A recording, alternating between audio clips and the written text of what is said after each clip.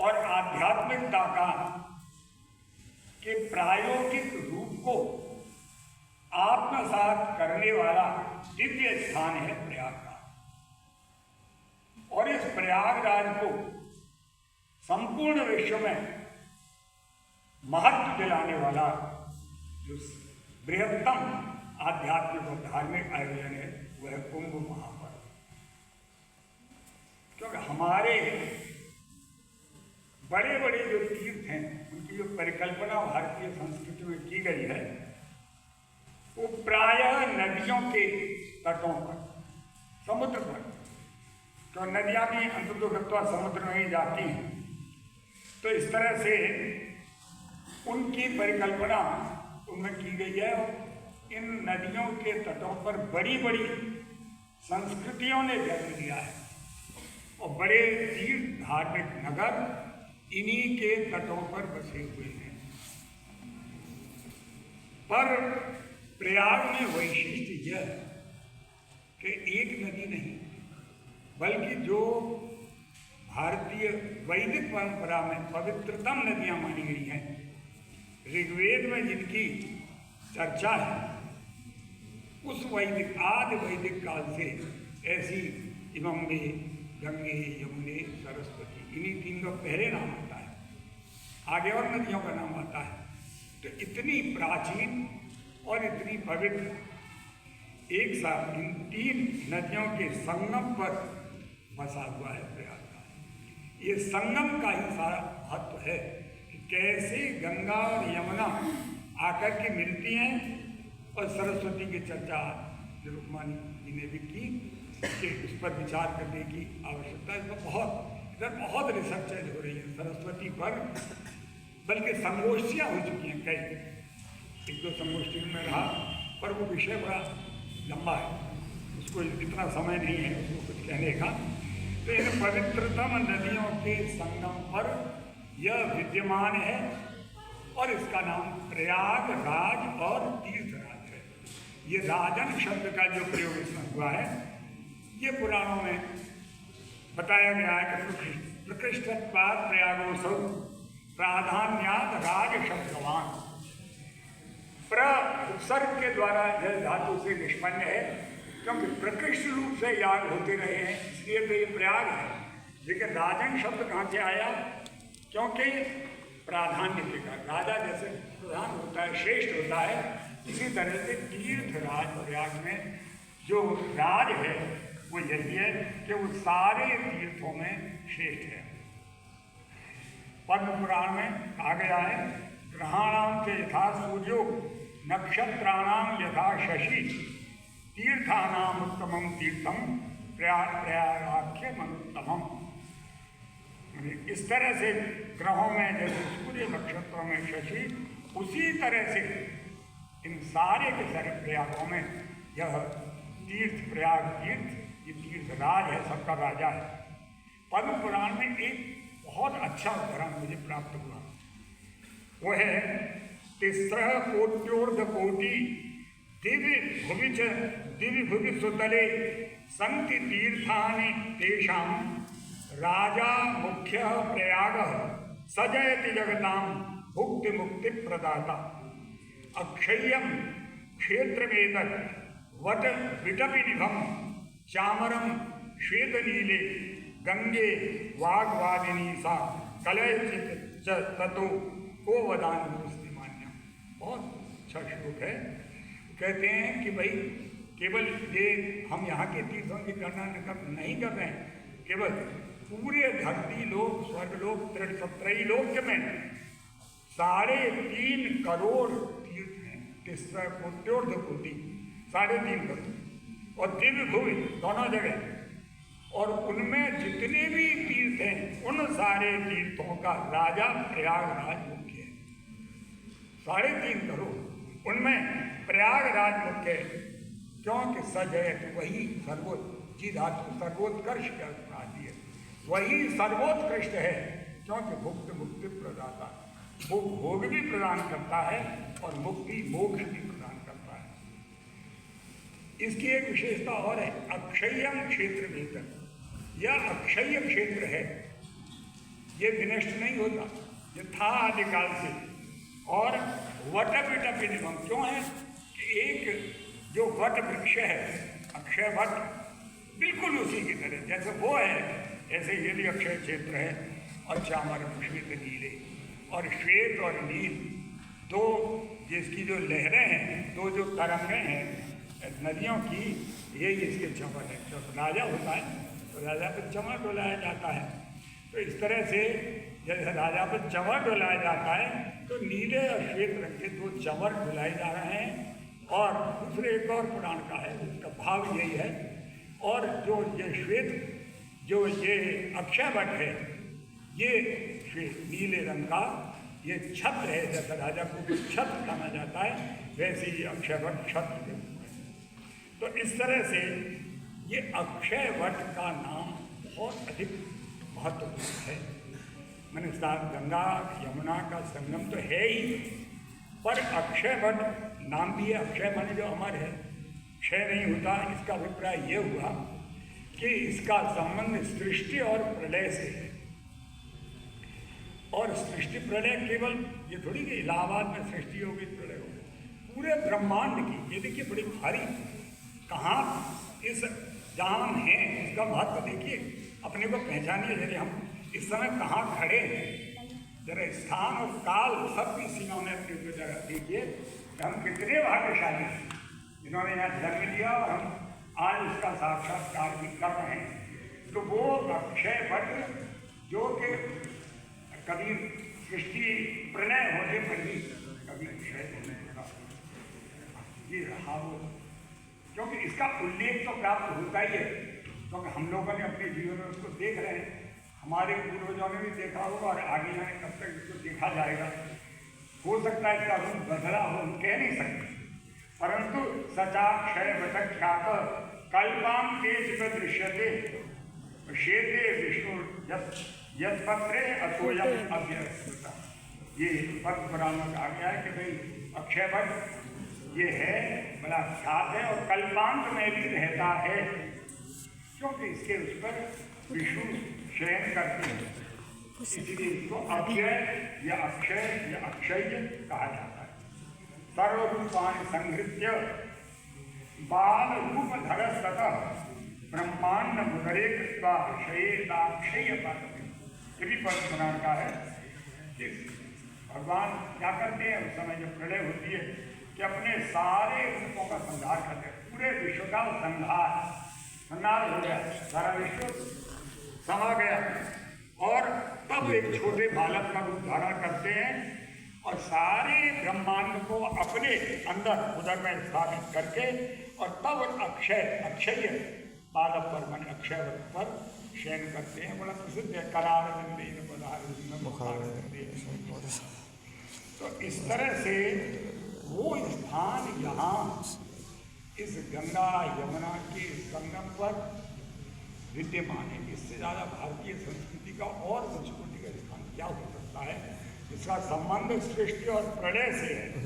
तो इस तरह से ये पद बहुत से पुराणों के उल्लेख के द्वारा और बहुत से अभी आप ही लोगों ने उसको उदाहरण दिए। ये देखिए इसका श्यामो वटो श्याम गुणम दुनोति स्वच्छाया श्यामलया जनाना श्यामा श्रमं कृंतति यत्र दृष्ट सतीर्थराजो जय। ये भी उसी का वर्णन है। ये श्याम रंग है उसका। तो ये आज हम सभी देख सकते हैं, सब लोग उसके अंतर करते हैं। समुद्र को पूरा अभिलेख भी इसी में है, उसको नहीं देख पाते लोग।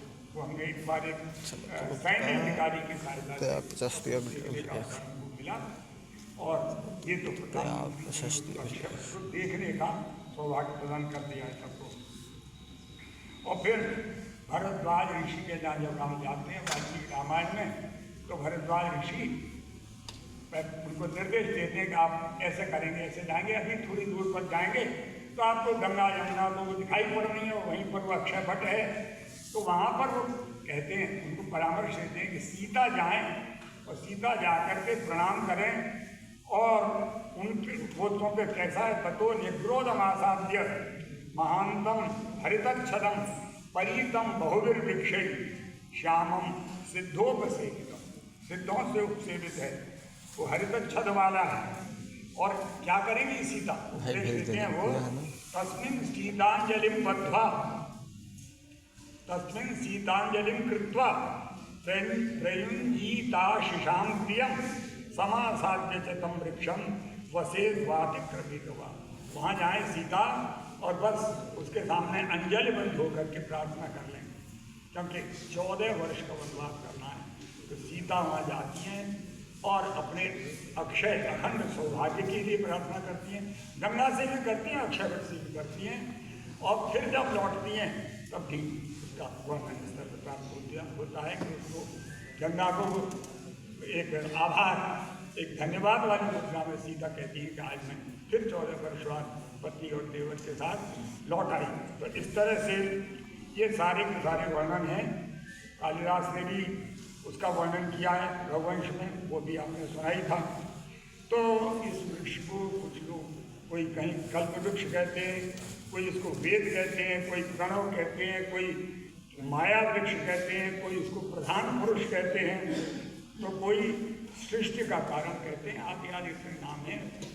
परंतु भारतीय संस्कृति का ये निश्चित रूप से बहुत बड़ा एक स्तंभ है, एक ये जो हमारे प्रयाग में विद्यमान है। और दूसरा, भारतीय संस्कृति के प्रसंग में बात चली, क्योंकि हम विषय से बाहर न जाए, भारतीय संस्कृति का एक बहुत बड़ा विधान है यज्ञ विधान। ये भी हमारे वैदिक काल से चला आ रहा है, तो सभी मानते हैं, कि सनातन धर्म वाले भी मानते हैं और आर्य समाज वाले भी मानते हैं, चाहे उस तरह से मूर्ति पूजा को न मानते हैं, लेकिन इस यज्ञ विधान को समग्र रूप से मानते हैं, क्योंकि यह वैज्ञानिक है।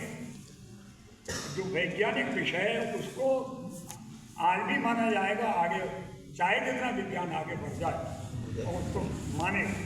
तो इसलिए वो कहते हैं, पुराण में कहा गया है, कृष्णम सर्वयागेभ्य प्रयाग रीति कथ्यते। सारे याग यहाँ होते ही रहते हैं। ब्रह्मा जी ने किया था आदिकाल में, दृष्ट्वा प्रकृष्टम यागेभ्य पुष्टेभ्यो दक्षिणादिति प्रयाग तन्नाम कृतम हरे हरादिति। ये प्रयाग नाम आरंभ में किया गया, बहुत शायद हरे हर इत्यादि ने किया, क्योंकि यहाँ इतनी प्रकार के यज्ञ संपन्न हुए। और वो यज्ञ आप देख लीजिए, माघ मेला प्रतिवर्ष या 12 वर्षीय कुंभ मेला, कितने स्थानों पर अनेकानेक असंख्य यज्ञ हुए आपको दिखाई पड़ेंगे। इसलिए प्रयाग नाम उससे जगतार्थ होता है। एक बात पुरुषार्थ चतुष्टय की बात है, ये भी भारतीय संस्कृति का मूल तत्व है।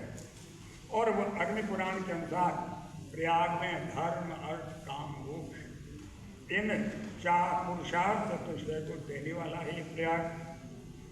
और भारतीय संस्कृति को का ये मूल अंग है। अग्नि पुराण में कहा गया है, प्रथमम तीर्थराजम तु प्रयागाख्यम सुविश्रुतम कामिकम सर्वतीर्थानाम धर्म काम कामार्थ मोक्षम। धर्म, अर्थ, काम, मोक्ष, इन 4 का प्रदान करने वाला है। इसी तरह ये बहुत से अग्नि पुराण का एक दूसरी जगह, वक्षे प्रयाग महात्म्यम भुक्त मुक्ति प्रदम परम, वही मुक्ति को प्रदान करने वाला है। धर्म, अर्थ, काम, मोक्ष, इन 4 की सिद्धि करने वाला है। तो इसलिए यज्ञ इत्यादि निरंतर देखे जाते हैं। अब यज्ञ से ही जुड़ा हुआ एक दूसरे प्रकार के भारतीय संस्कृति से जुड़े हुए अंग हैं। जैसे स्नान तो निरंतर हो रहा है, सदा ही होता रहता है। कभी ये नहीं सुना कि आज गंगा में कोई स्नान करने नहीं गया, आज छुट्टी है, आज तक नहीं की कभी। अब यह है कि उसका आजकल देखिए कैसे विदेशी और स्वदेशी दोनों तरह के लोग वहाँ हैं। तो स्नान, ध्यान, संध्या, पूजा, जप, दान, भजन, कीर्तन, श्रवण, सत्संग, रामलीला, कृष्णलीला, धार्मिक प्रवचन, और ये तो और दान, ये भी दान का भी महत्व है। इसलिए है कि इस विशेष स्थल में आकर के लोग अपने सामर्थ्य के अनुसार पन्नों को या पंडितों को या फिर भिक्षुओं को या जो भी अर्थी है उसको दान देते हैं। ये भारतीय संस्कृति का बहुत बड़ा अंग है। हमारे यहाँ के जो 16 संस्कार बताए गए हैं भारतीय संस्कृति में, वो षोडश संस्कार जन्म से लेकर मृत्यु पर्यंत सब इसी संगम में निहित है। यहाँ आकर के उनका होता है, किसी के यहाँ शिशु का जन्म होता है, वो शीघ्र अपने शिशु को ला करके गंगा के सामने संगम में लाता है, और प्राय बच्चे का प्रथम मुंडन, जो भारत की संस्कृति में, सनातन संस्कृति में रमे हुए लोग हैं, वो बच्चे का मुंडन कराएंगे और वेणी दान गंगा को ही समर्पित करने भाई पहले ये देश हैं, इनको हम गंगा को ही समर्पित करते हैं। और किसी का विवाह होगा, मुंडन के बाद विवाह के अवसर पर भी जब कभी नए वर वधू को लेकर के उनके बड़े माता पिता या उनके जो भी घर के परिवार के बड़े लोग हैं वो ले आते हैं, और वर वधू के द्वारा बस एक बार गंगा का और संगम का पूजन करा दिया तो लोग अपने जीवन को धन्य मानते हैं बस, और वहाँ वही काम है। देखिए, जो भारत में हो सकता है वो और नहीं, विदेशों में ऐसा हो नहीं सकता, संस्कृति की भिन्नता है ना। विवाह संस्था भारत है, भारत में जीवित है, या एक जन्म की बात नहीं, 7 जन्म तक पति पत्नी का वो संबंध माना जाता है। वहाँ एक ही जन्म में कई विवाह और वो हो जाते हैं संबंध, और वो तो चलता रहता है। ऐसा कि एक व्यक्ति शायद 4 बार ले सकता है तलाक, ये नियम है, 5 नहीं, 4 बार एक जीवन में तलाक लेना अलाउड है, फिर तलाक चलता रहता है। मैंने विवाह हुआ 5, 6, 2 बार, 3 बार, 1 बार, 7 चला, नहीं चला दूसरा। ये है कि वैदेशिक संस्कृति का, हमें भारत में ऐसा नहीं होता, उसके प्रभाव से कुछ हो रहा हो। तो इस तरह से तो ये भारतीय संस्कृति का मूल मंत्र है। एक है मूल मंत्र तपस्या, तप। हम ऐसा भी कर सकते हैं कि इतनी ठंड में क्यों जाएं, आराम से घर बैठे तापें, आनंद करें, आराम से करें, लेकिन नहीं, वो लोग चल करके आएंगे, बड़ी कठिनाइयों से आएंगे और पैदल आएंगे, सर पर गठरी भी लेकर के आएंगे, और इस संगम के तट पर कल्पवास 1 माह का करें और कल्पवास के कठोर व्रतों का पालन करेंगे। क्यों? भारतीय संस्कृति में भारतीय सिखाता है, भारतीय संस्कृति में सिखाया गया है। तो क्या है नियम? वैसे कुछ आप लोगों ने बताए, लेकिन वैसे गिने गए 21 नियम। सत्य बोलना, अहिंसा। देखिए, सब आत्मिक हैं, तो बहुत से लोग पूछते हैं मुझसे। कल ही पूछा, मैं कुंभवाणी में गया था, 1 घंटे बहुत प्रश्न पूछे। उन्होंने पूछा कि क्या यही भारतीय संस्कृति है क्या? जैसे वो ऊपर से वो नहा रहे हैं खुलने और ये ऊपर नहीं ना, ये नहीं है। जो कल्पवास कर रहा है उसके लिए नियम क्या है? ये नहीं है कि वो ऐसा ऊपरी करेगा। वो सत्य, अहिंसा, इंद्रियों पर नियंत्रण, सारी इंद्रियों पर नियंत्रण, प्राणियों पर दया भाव, ब्रह्मचर्य का पालन, व्यसनों का त्याग। अब वहाँ आ जाएं और शराब पीने लगे, ये कैसे कल्पवास है? ऐसा नहीं होगा। व्यसनों का त्याग और पवित्र गंगा में स्नान, 3 बार स्नान, और फिर त्रिकाल संध्या, पितरों को पिंडदान भी होता है, दान देना, अंतर्मुखी जप, दिखाने के लिए नहीं, किसी अंदर, और सत्संग, संकल्पित क्षेत्र से बाहर न जाना, ये पक्का करने वाले हैं। कई लोग अब इस नियम को तोड़ने लगे हैं, हमको नहीं ठीक लगता है। मैं कहता हूँ याद आप जाइए मत, तो जाइए तो आइए मत, देखते ही नहीं। लेकिन कुछ लोग कहते हैं नहीं, अब चलेगा ऐसे ना। वो उसी क्षेत्र में रहना, उसी गंगा जल से स्नान करना, उसी गंगा जल से भोजन करना, वहीं रहना, स्वयं पाक करना, 1 बार भोजन करना, और जब तब संकीर्तन और भूमि पर शयन करना। अब स्विस कॉटेज बन गए, थोड़ा परिवर्तन तो हुआ है कि हम स्विस कॉटेज में भी रह करके उसका पालन करें। चलिए, ये समय का कुछ है चक्र, लेकिन और अग्नि सेवन न करना, अर्थात हीटर न लगाना, अग्नि सेवन न करना, तो ये है। और फिर पूजन आदि, और ये भी मैंने देखा है, अपनी आँख से भी देखा है कि लोग आते हैं और जौ और तुलसी का एक छोटा सा पौधा रोप देते हैं, 1 महीने बाद जब जाते हैं तो उसी तुलसी के पौधे को ले जाते हैं अपने घर और ये प्रसाद मान करके कि जो संगम का प्रसाद है। ये क्या है? ये कठोर तपस्या का सेवन है, ये भारतीय संस्कृति है, यही प्रयागराज है, यही संगम है। और इसी को देखकर विदेशी लोग आकृष्ट होते हैं, क्योंकि वहाँ ऐसा है नहीं, सब नहीं होते, लेकिन देखिए जितने भी आए हैं आते हैं देखते हैं तो हमारे अंदर कुछ है। जैसे उन्होंने कल हमसे पूछा कि क्या बात है, वहाँ तो बड़ी भौतिकता है, बड़ी समझ के विदेशों में, उसको छोड़कर या उसकी ओर आकर्षित होकर के ये हमारे यहाँ क्यों चले आ रहे हैं और फिर आ नहीं रहे हैं, ये दूर से नहीं देख रहे हैं, उसमें रंग गए, कोई शिष्य बन गए, वो भी स्नान कर रहे हैं, वो भी चंदन लगा रहे हैं। तो ये सब क्यों? इसका कारण ये है कि विदेशों में भी हमको देखने को मिला कि हमारी जो आध्यात्मिकता है उसकी ओर निश्चित रूप से अनेक वैदिक लोग आकृष्ट होते हैं। उनमें हमारी वैदिक संस्कृति है, हमारे उपनिषद हैं, हमारे दर्शन है, हमारा गीता का ज्ञान है, रामायण है। विश्व में जहाँ जहाँ भी गीता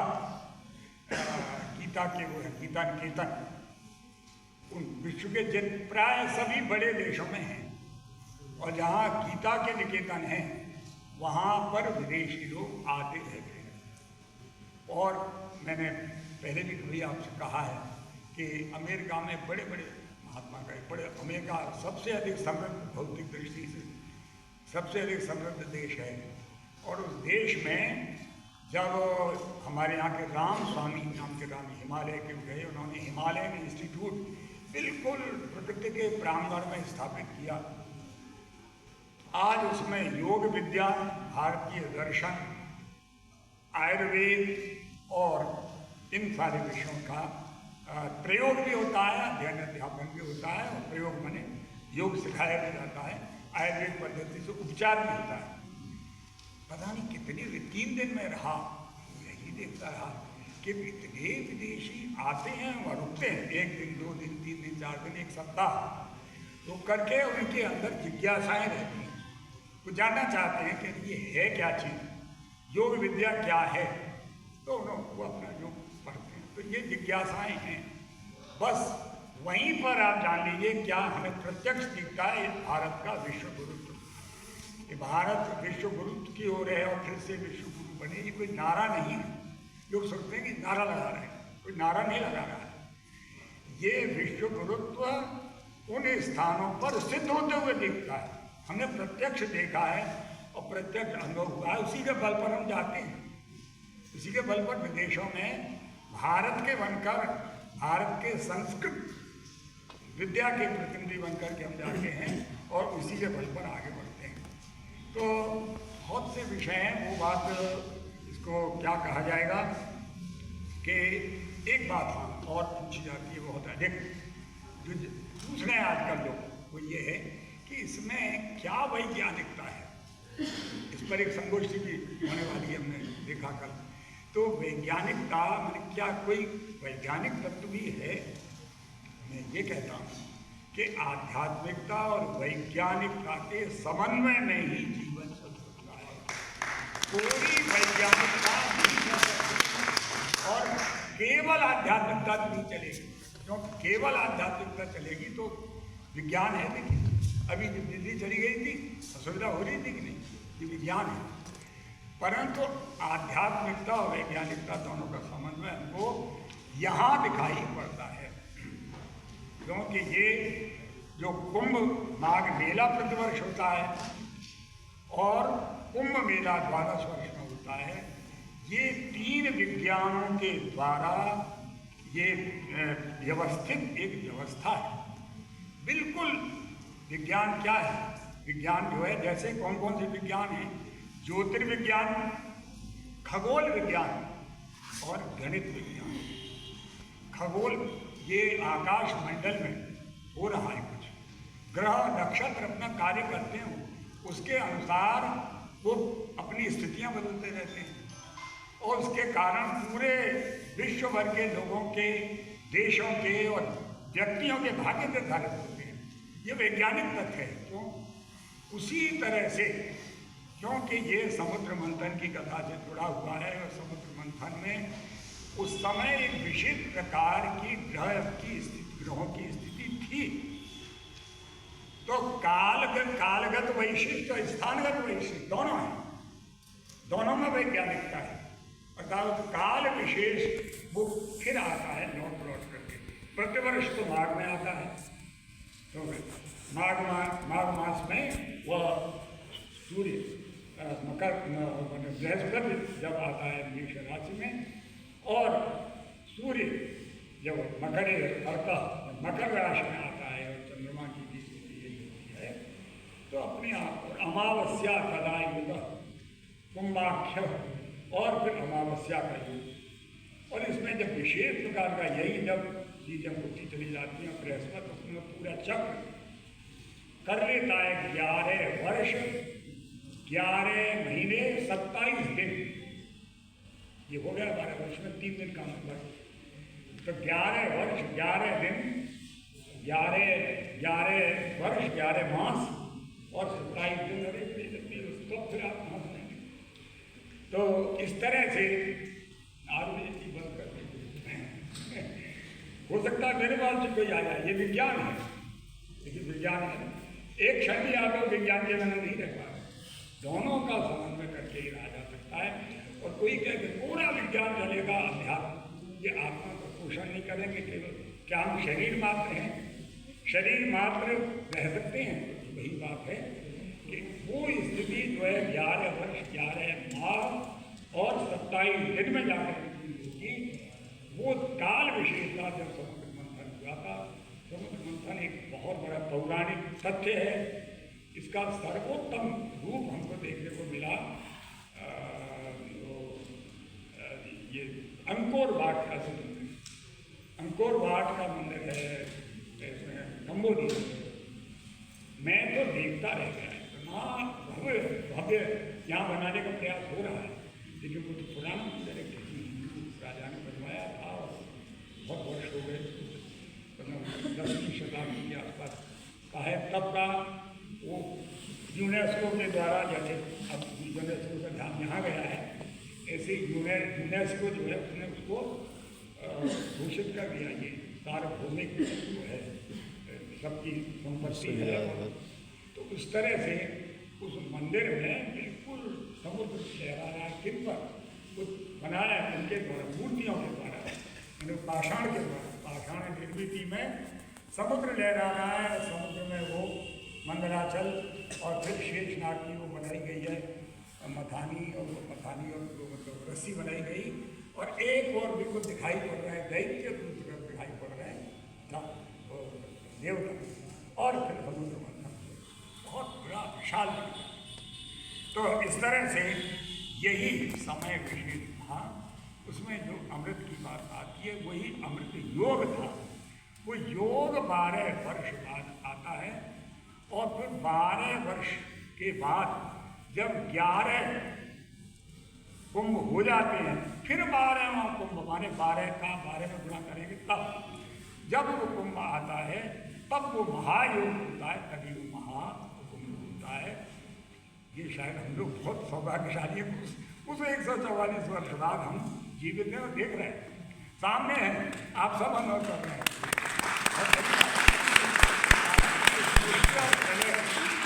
सृष्टि और प्रलय की यही बात है कि हम कहाँ हैं, जरा ध्यान दीजिए, हम लोग कहाँ हैं और किस काल में। स्थान काल दोनों का वैशिष्ट्य है, और वो इसीलिए सारे विश्व को आकृष्ट कर रहा है। यत्र विश्वम भवत्येक लीलम वाली बात यहाँ सिद्ध हो रही है। तो गंगा यमुना के संगम की तो बहुत चर्चा है।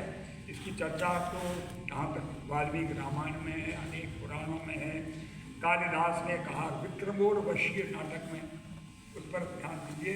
तो राजा पुरुरवा का जो महल है, उसके लिए वो कहते हैं कि देखिए, चित्रलेखा कहती है उर्वशी सखी प्रेक्षस्व एतर भगवत्या भागीरथ्या यमुना संगम विशेष पावनेषु सलिलेषु आत्मानम अवलोकयतेव प्रतिष्ठानस्य शिखावरणभूतम तस्य राजर्षि भवनम उपस्थितेश्वर।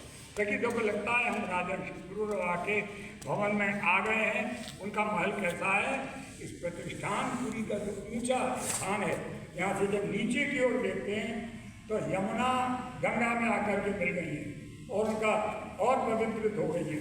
ऐसे जल में जब ऊपर हम खड़े हैं, नीचे वो है गंगा बह रही, उसमें हम आत्मान अवलोकन करते हैं। ऐसा लग रहा है ये पूरा का पूरा महल मानो अपने को इस गंगा यमुना के संगम के जल में देख रहा है, दिखाई पड़ रहा है, प्रतिबिंब होता है, तो मानो यह देख रहा है। ऐसा जो प्रतिष्ठानपुर है, इसके शिखावरण उत्तम, इसके शिखा का आवरण भूत यह राजलक्ष्मी को, ये कालिदास ने 2 बार उल्लेख किया है। एक बार रघुवंश में किया और एक बार रघुवंश में हमने 2 रूप रखे हैं। एक तो यह है कि भाई पुष्पक विमान पर आने लौटने बिल्कुल आज अयोध्या पहुँच जाना है। 14वें वर्ष का अंतिम 14वें वर्ष का अंतिम दिन है, पहुँचना ही पहुँचना है, नहीं भरत क्या कर लेंगे। इसलिए राम विमान से लौटते हैं और विमान से सीता को लंका से आरंभ करते हैं कि ये देखो ये देखो ये देखो, यहाँ ऐसा हुआ था, यहाँ हम आए थे, यहाँ वहीं पर वो देखिए प्रयाग आए। अब प्रयाग में गंगा यमुना का संगम कोई हवाई जहाज से देखे तो धवल गंगा और नील यमुना दोनों के जल का मिश्रण कोई कालिदास की नेत्रों से देखे तब दिखाई पड़ेगा। वो आजकल दिखाई नहीं पड़ता, तब दिखाई पड़ता है जब कम से कम भीड़ हो। मैंने कई बार प्रयास किया, एक बार में सफल हो गया। एक बार जब सबसे कम भीड़ वाला कोई दिन था तब हमने उससे नाव वाले को कहा कि मुझे उस जगह जाना है बिल्कुल जहाँ साफ सुथरा हो, कोई ना स्नान कर रहा हो। वहाँ हमने उसका अनुभव किया। कालिदास ने जो 9 उपमाओं के द्वारा उसको दिया है कि ऐसा लगता है मानो नील और श्यामल जल, नील और धवल जल मिल करके ऐसा लगता है, ऐसा लगता है, ऐसा लगता है। और उसके बाद फिर वो बात करते ही हैं। तो इस तरह से अनेक संस्कृत के कवियों ने इन वैज्ञानिक तथ्यों को दिया है। कुंभ का वैज्ञानिक तथ्य मैंने आपको बताया। और अब ये बस जो बात है, मैं अंतिम बात ही कहता हूँ, बात का कोई अंत नहीं, वो ये है कि हमारे जो वैदिक वाङ्मय में कहा गया है एकम सद विप्रा बहुधा वसन्ति, ये हमारी जो भारतीय हिंदू संस्कृति है उसमें अनेक मत मतांतर हैं, वेदा विभिन्ना प्रयोग विभिन्ना। तो यहाँ पर इस स्थान पर आकर के वो सारे अनेक वो एक में समाहित होते हुए, एक में समाविष्ट होते हुए दृश्यमान होते हैं। जैसे आप देखेंगे, चाहे वहाँ जाकर देख लीजिए या टीवी के माध्यम से देख लीजिए कि सब लाखों लोग, करोड़ों की संख्या में लोग चलते ही चले जा रहे हैं। और सबको कहाँ जाना है? गंगा यमुना की संगम की ओर जा रहे हैं। उसी तरह बिल्कुल ये गंगा यमुना सरस्वती का संगम ही नहीं है, बल्कि ये बिल्कुल आस्था, भक्ति और विश्वास का संगम है। ये हमारी भारतीयता का, भारतीय संस्कृति का संगम है। इसलिए चाहे कोई सनातन धर्म मानता हो या कोई आर्य समाज को मानता हो, चाहे कोई वैष्णव मतावलंबी हो, चाहे कोई शैव मतावलंबी हो, कोई शाक्त मतावलंबी हो, सब एक ही ओर जा रहे हैं। चाहे कोई गृहस्थ हो, वृद्ध हो, निर्धन हो, बड़ा हो, छोटा हो, स्त्री हो, पुरुष हो, चाहे बड़े बड़े नागा हों, बाबा हों, महामंडलेश्वर हों, शंकराचार्य हों, कोई भी, चाहे वो किसी भी मत को मानने वाला, सारे मठ, सारे के सारे महामंडल, सारे के अखाड़े सब एक ओर चले जाते हैं और सब यहाँ आकर के एक ही बात मान रहे हैं। सभी गंगा मैया की और संगम की जय बोल रहे हैं। तो ये इतनी बड़ी अनेकता में एकता को स्थापित करने वाली बात कहीं पर देखते हैं। आप देखिए किस किस के नहीं, उन्होंने लिखा ब्राह्मण समाज का वो लगाया, राधा स्वामी का वो लगाया, ओशो का लगा हुआ है वहाँ पर, और ब्रह्मा कुमारी, गुरुदेव, जय गुरुदेव, सब जितने भी मत मतांतर हैं तो, पर चाहे जितने मत हों, लेकिन सब एकात्मता की ओर, उस संगम की ओर जैसे जा रहे हैं, उसी तरह हमारी भारतीय संस्कृति भी यहाँ पर ये दिखाई पड़ती है कि हैं तो बहुत भिन्न, लेकिन वो हमारी सर्व समावेशी संस्कृति है। हम सबको एक में समाविष्ट करते हैं। सब हमारे अंदर, हम थोड़े थोड़े विषय में कुछ मान लें, ईश्वर की सत्ता के विषय में, जीवन के विषय में हमारे कुछ मतभेद हो सकते हैं, लेकिन इस कुंभस्थल ऐसा इस चौराहे में जो हम खड़े हैं, तो सारी धाराएं उस संगम धारा की तरह, सारे मतमतांतर, सारी विचारधाराएं एक ही पक्ष में, वो है भारतीय संस्कृति। उसी में जाती हुई दिखाई पड़ती हैं। और ये दिखाई पड़ता है प्रयागराज में, वो भी सबसे अधिक कुंभ पर्व पर, जिसके हम सब साक्षी हो रहे हैं।